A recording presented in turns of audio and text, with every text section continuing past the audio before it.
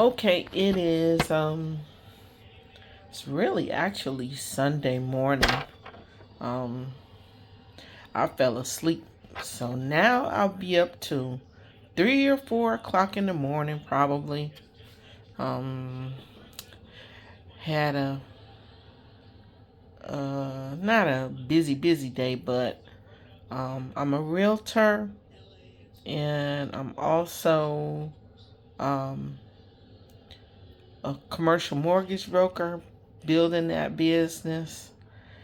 And so today I was doing some real estate stuff basically, which wasn't anything exciting, going out seeing properties, just uploading documents for a sale that I'm doing, which that's the absolute boring part of real estate. Like, that it's just detailed and tedious, and uploading documents to the website, and purchase agreements, and having things. We're actually outside of the contract. We're supposed to be closing. Should have closed on this house yesterday, but we don't have all what's called the title work complete. That's where they search the background of the house and the property and make sure everything's okay, and that who's ever selling the house is actually the person that's entitled to sell it, and that there are no other persons with claims or liens against the house. So that's what title work is. And by the way, don't ever buy any kind of real estate without getting a title company to do title work for you for that property, because man, you could just get in some really bad situations. So don't let that happen. And to add to that, I will say you should always use a realtor, because you don't pay a realtor until the sale close, right? So and we understand that that's the nature of the business. We don't make our commission until you actually are at the closing table signing the documents for your property. So always use a realtor. There's no reason not to use a realtor. I did another video on using a wholesale person to sell your house, as opposed to using a realtor to list your house. And of course, in this capacity, I mean, use a realtor to help you purchase a home, and use a realtor also when you're selling a home. Just because, this is our area of expertise. And even when you have, say, a brand new realtor, right? Like maybe someone who's a friend or something, and they just right off rip, oh, I got my real estate license, and you might be looking at them like, I don't know if I could trust you to be, you don't have, you just got your license, blah, blah, blah, this, that, and the third. But what it really boils down to is, guess what? That new agent has tons and tons of old agents that they're connected to, and that have the expertise that you need to complete your transaction. So either way it goes, and brand new realtors and young realtors, don't feel self-conscious or afraid like you don't have enough experience. The experience is there because you're working for a broker. The broker has all the experience that you need to help assist you with the client that you have. So yeah, so just anyway, that's what I was doing today. Just boring, uploading documents, making out documents, getting documents signed. It's just a lot of little tedious stuff. I haven't gotten to the point yet where I can hire an assistant to do that, but that is something that I'll be working on, and is my next step in my business. And we need to understand, as well as realtors, you have to have, oh God, started a video. You have to have, um, you have to have a LLC set up, and call it something. This is to separate your business from yourself. I would suggest you set up an LLC, and then all of your bills, your spending, your expenses as a realtor, the commissions you make, you would claim under that LLC in your taxes. And yes, you absolutely can do that because you are a realtor, but you're an independent contractor, right? So no one tells you when to report to work, how many days to work. You said all that yourself. I was talking to this guy last week, and he's going to try to tell me, oh, you don't have a business. And I'm thinking, oh, yes, the hell I do. You don't know what you're talking about. You have a business. And guess what? So do Uber drivers and Lyft drivers and Door Dashers. We're all independent contractors, and therefore you have your own business, and you should set it up as a business with a LLC. Okay? That just keeps things nice and neat and clean and identified in the correct way when you're doing business, because that's what you're doing. And so many of us don't realize that, and don't set our business up properly. Uh, because we are running a real estate business. Although you're working under a broker, you are again an independent contractor. They don't make your hours for you. That's the difference between being an employee and being a business owner. An employee is told what time to get to work, what time to get off, what days to work, right? Um but an independent contractor sets their own hours. That's the difference, okay? So even though again we have brokers, we are not working for the we're working with the broker, not for the broker, because you have to work under a broker. I know here in the state of Michigan and most other states too, if you are a realtor, a real estate agent. um so yeah, but anyway, um yeah, if you want to be a realtor, and it's a very good profession. One thing about it is you can make as much money as you want or don't want. um the vast majority of realtors don't make a lot of money because a lot of them, number one, they have other jobs. Many realtors have other jobs, and they get comfortable with that salary, and it just depends on what your intentions are as a realtor. What you really want to do with your real estate license, but that's the first part. And just getting the license is the first part. And sometimes people can't pass the test, but don't worry about not passing the test, because you can always pass the test. You just go back and study again. When I was working on my test, I took it 3 times. But I took it 3 times because I wasn't even paying attention, really. I was just like, whatever. I'll just kind of catch this along the way. Wasn't really paying attention that much in class. And because I just felt like, I'll answer it. I'm listening, and I thought that was enough for me to do. But it ended up not being enough because I failed the test the first 2 times. But then I took it on the third time and I passed it. So that's what you have to do too. Don't worry about failing. Don't let failing a test discourage you. If you really want to do it, it's something in your heart you feel like you're going to enjoy, then do that. I've always told my children, do what I want them to work with, what's going to make them happy. It doesn't matter really, what your profession is. If you are happy in that profession, you won't feel like you're working at all. I mean, that's the way I felt when I was teaching. I didn't feel like I was working at all because it was such a pleasure to be around the children.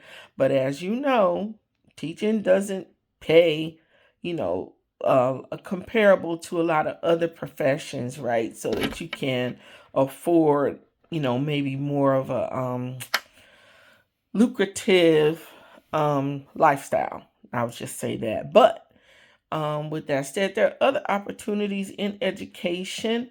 when you're going in more in administration and those areas where you can bump up your salary.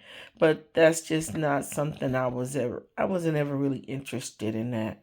I liked being in the classroom with the children, but I also had real estate working on that, um, as a side hustle, but always intended to make it more. So I've set some goals this year I've set some goals for next year that I want, and I'm a follower of the Most High God, Yeshua, Jesus, whatever, I don't know what he has many names. But with that said, the Bible says, write the vision and make it plain. So I've written my goals out, and I would suggest that you do the same thing for coming year 2025.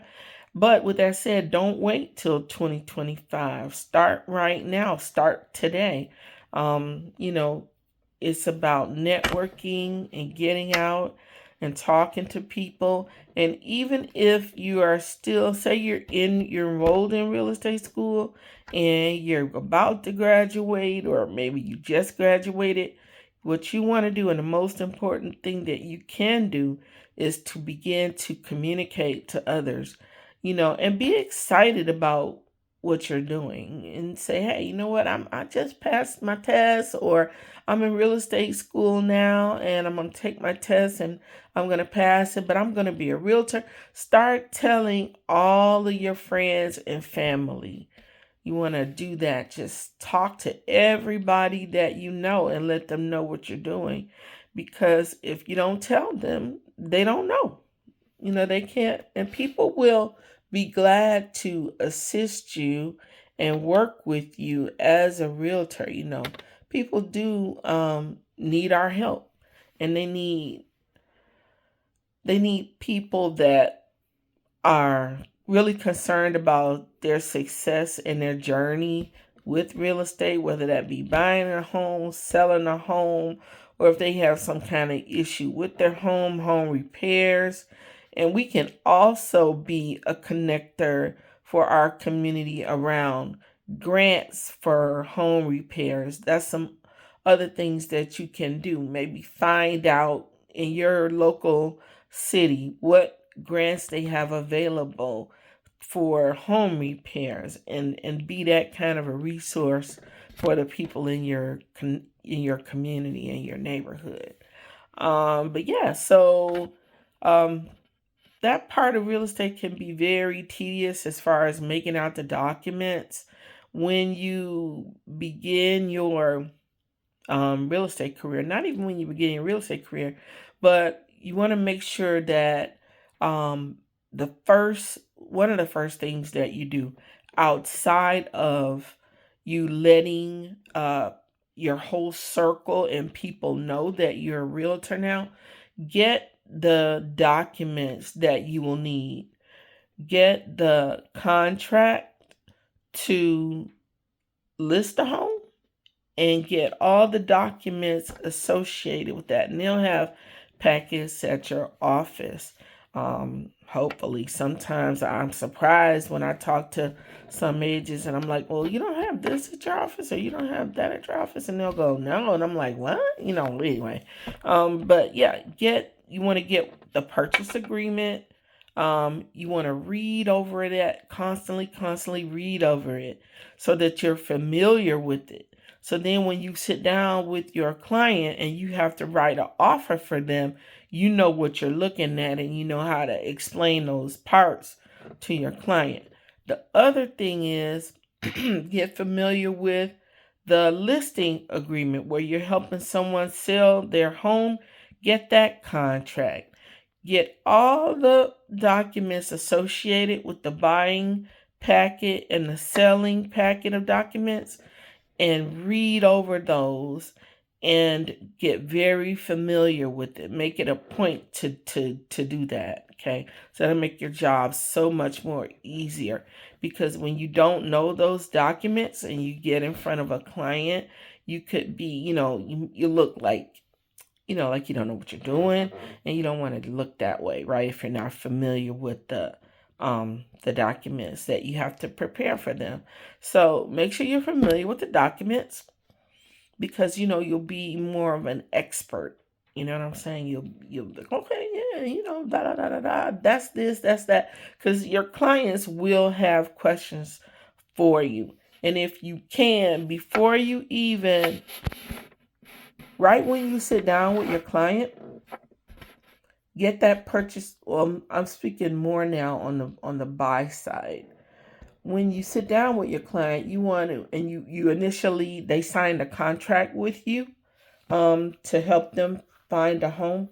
You want to take out that because they'll have to sign a contract with you before you even take them out to see any homes. Um, Things have changed with these lawsuits, and I won't get into that, but you can Google the NAR, National Association of Realtors, the lawsuit that happened and the changes that have gone on around it. There's plenty of YouTube videos about it, so you could go to YouTube and just look that up. But I say that to say because of that lawsuit, there's been a lot of changes to the contracts that we have. And so for your brokerage, you want to get familiar with all of those changes, with you being just getting your license. So again, just getting the documents, reading over the documents, getting familiar with where all the signatures are, where your client has to sign. And you want to, because you're going to have to sign the buyer's agency agreement for you to represent that buyer in helping them find a property.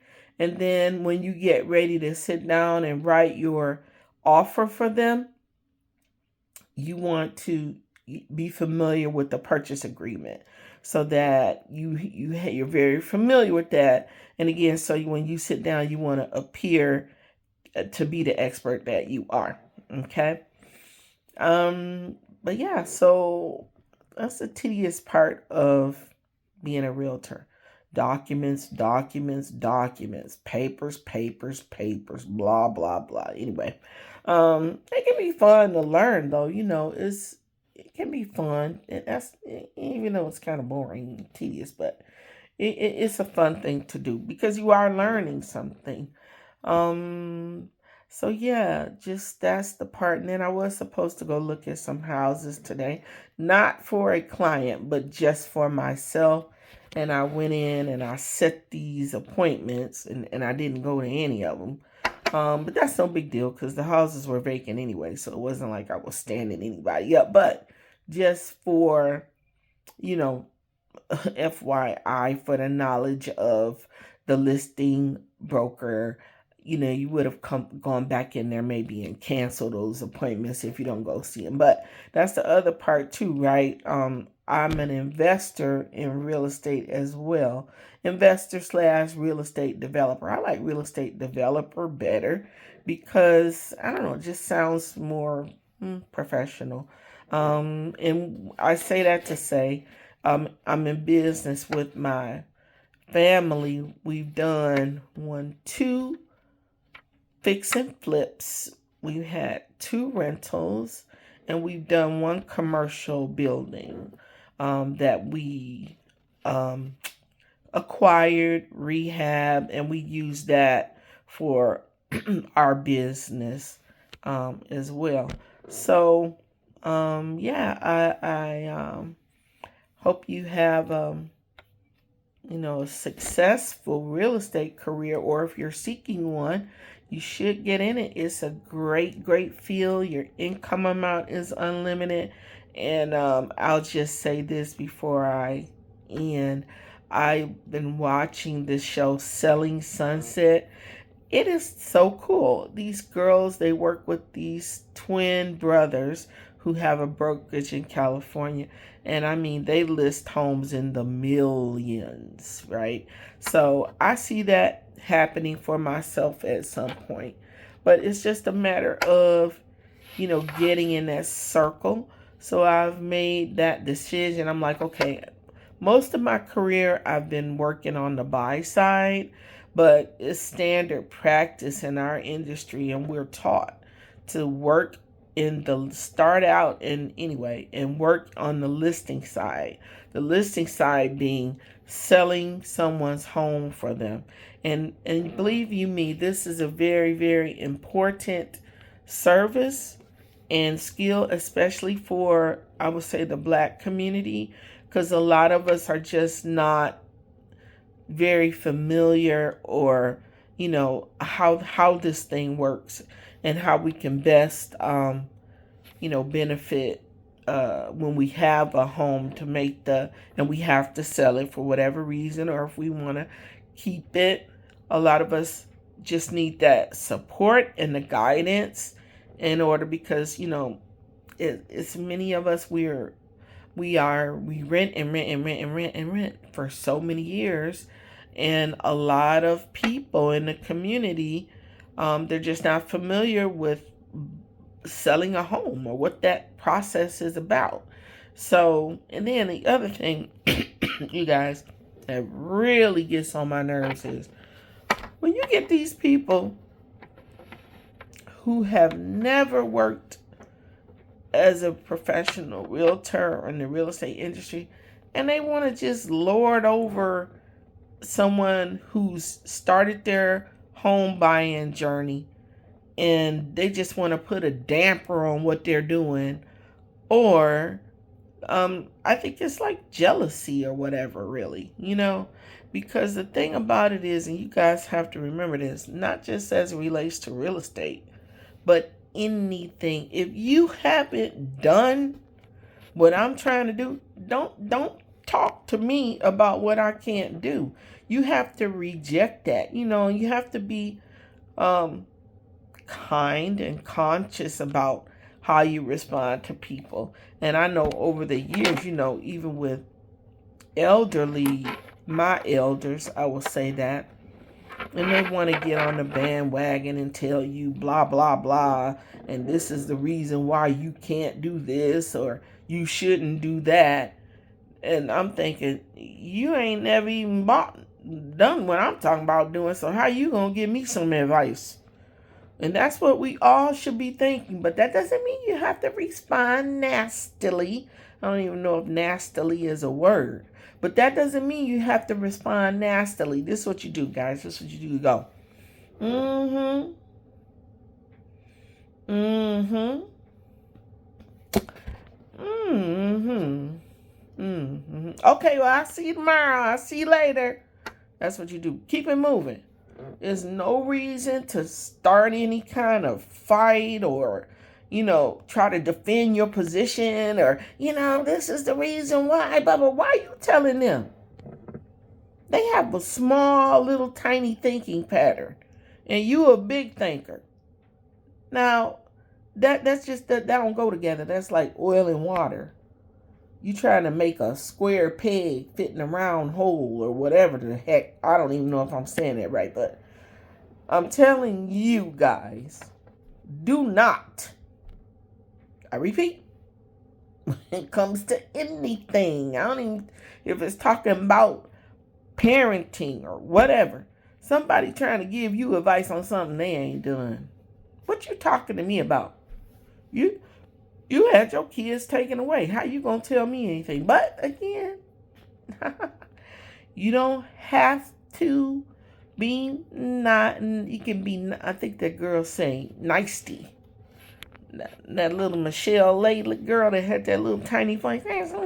Say I'm nicety. And none of you younger folks, you wouldn't know about that, but you can Google it. But yeah. So say I'm nice. You have to be nicety. Right? That's not being nasty. It's just being nicety, right? Like, forget you. And guess what? You can cuss them out in your mind. Like, remember when Elmer Fudd would go, rassle, frassle, frackle, frazzle, fraddle, fraddle, again, that's another older reference I don't think a lot of you younger folks might get. But anywho, you get the idea. Don't let anybody rain on your parade. Number one, you haven't done what I'm doing.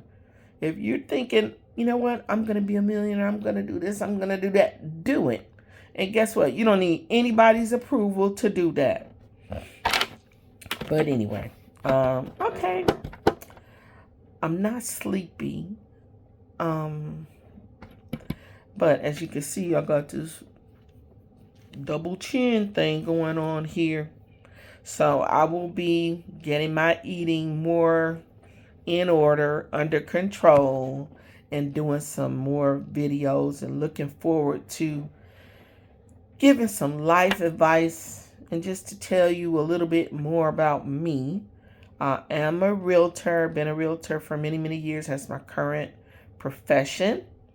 I have, like I said, I am a real estate developer slash investor, but not the developer type where I'm making a whole bunch of money. That's not happening. But that's going to change. Then the other thing is I was a teacher for many years, many, many years. And so I'll be coming on and giving you guys some advice about how to make your baby successful. Just one quick thing I will mention about that. I won't go into too much because this video is getting long and I don't want to bore the hell out of y'all. But um, one of the most important things that you can do is to build your babies up, love them, give them confidence, compliment them when they do things that are good around the house, or anything that you can honestly compliment your children about. Make sure you do that. Our words are very powerful, and we can empower our children, and we can say, hey, you know what? You are doing so good in school. I know last time you did this, but this time you brought that one grade up. Find something important to say and powerful and empowering to say to your children. And also your children compliment each other. I heard someone else say that they had their children doing that, like say something good about your brother or say something good about your sister. And then you have to model the behavior in front of your children, like with you and your spouse. If your husband's doing something, oh, you did such a wonderful job on that. The grass looks awesome. Compliment, because we have to model the behavior that we want to see in our children. But anyway, you guys this is awesome. I'm glad I got a chance to. This is the longest video I've ever done. So hopefully I have some more good advice for you guys. And if you have something you want to ask about real estate, specifically Detroit, Detroit real estate, because that's the market that I'm in here in Michigan. Another thing, education, becoming a realtor, investing in real estate, any kind of questions, relationships. I was married for 39 years, and I say was married. I didn't get a divorce. Unfortunately, my husband passed away, but we've been married since we were 20. I'm 60 now. So that's a long time to be married to someone. So I have plenty of advice that I can share with people about that. And how do you live with someone for that long and not, and still be happy? Because that's the goal. But anyway, okay. Make it a great day.